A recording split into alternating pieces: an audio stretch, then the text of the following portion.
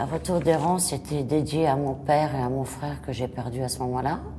Là, j'ai perdu ma sœur Maria Schneider et maman, donc j'ai dédié ce livre à elle. Et je parle de tous mes absents, donc je parle de Zazie, Xavier Gélin, Maria Schneider, papa, ma marraine de théâtre Annie Girardot, mon parrain de théâtre Jean-Claude Brialy. Et je parle, c'est dédié à maman surtout. Et je parle aussi de mes anecdotes de tournage, de théâtre, de mon Montmartre, rencontre et l'amitié. Et je suis célibataire et je parle de l'amour. Le premier, c'était comment se sortir de la drogue. Et là, c'est comment se sortir de l'alcool, dont j'explique comment faire. Parce que mon premier amour se droguait. Je m'en suis aperçue parce que je l'ai connu, j'avais 17 ans, j'étais encore chez les Bonnes Sœurs, à La Rochelle.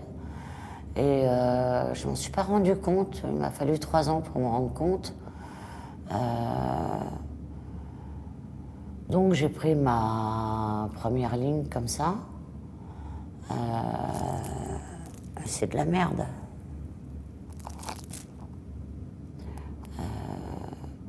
Ouais, on peut dire que je suis une rescapée. Je pourrais faire un guide sur les cocktails et la drogue. Et surtout, je peux expliquer comment on peut s'en sortir.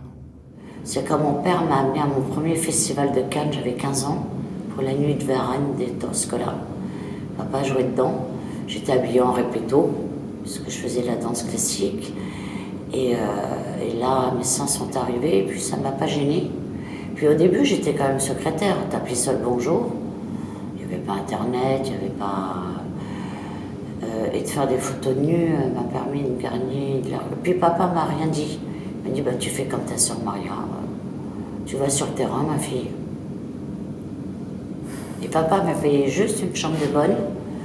Et il m'a dit, il faut que tu travailles pour payer tes cours de théâtre. Et il m'a très bien élevé, mon père.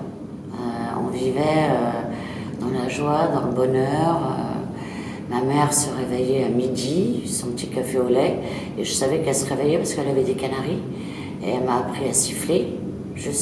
J'ai joué les monologues du vagin avec Micheline Dax, donc je sais très bien siffler.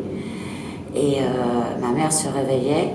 Non, je prenais mon petit déjeuner avec maman à l'île de Ré quand elle a quitté papa. Et ensuite, quand j'ai habité avec mon père, quand je rentrais de boîte de nuit, j'allais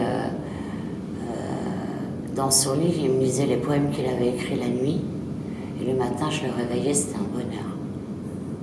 Non, j'ai eu des parents formidables.